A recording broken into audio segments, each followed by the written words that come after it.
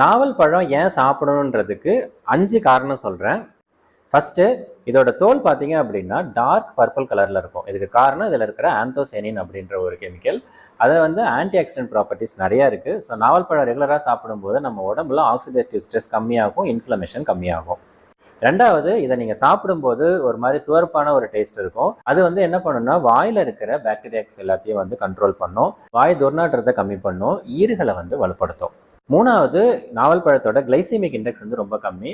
So சர்க்கரை நோயாளிகள் நாவல் பழம் சாப்பிடும்போது அவங்களுக்கு சடனாக சுகர் ரைஸ் ஆகாமல் இருக்கும், பிளட் சுகரும் கண்ட்ரோலாக இருக்கும். நாலாவது, நாவல் பழத்தில் இருக்கிற ஃபைபர் நம்மளுடைய குடலில் இருக்கிற நல்ல பாக்டீரியாக்களுக்கு அது ஒரு உணவாக அமையும், ஜீரண மண்டலம் சிறப்பாக வேலை செய்யும்.